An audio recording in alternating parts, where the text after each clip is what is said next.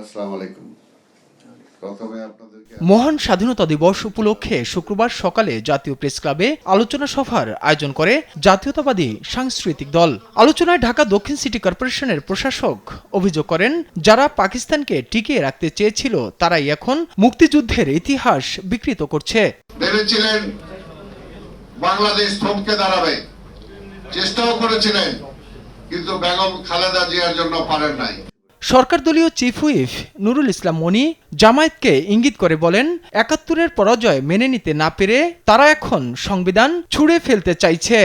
Anti slippery technology ও soft টেক্সচারটাই নরম ঘাসের স্পর্শ, সাপোর্ট গ্রাস ম্যাট, নান্দনিকতার ছোঁয়া।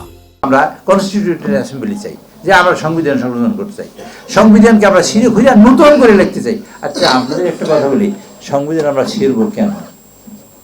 আমি যদি বলি এটা আপনাদের পরাজয়ের দলিল, সেজন্য ছিঁড়তে চাইছিলেন না। চিফ হুইপ জানান, জুলাই সনদের বিপক্ষে বিএনপি নয়, এটি পুরোপুরি বাস্তবায়ন করা হবে। আমরা জুলাই সনদের পক্ষে, আমরা সেই সব সকল স্বাধীনতা যুদ্ধের শহীদদের পক্ষে এবং জুলাই যোদ্ধাদের পক্ষে, 90-এর আন্দোলনে যারা শহীদ হয়েছেন এবং সকলের পক্ষে।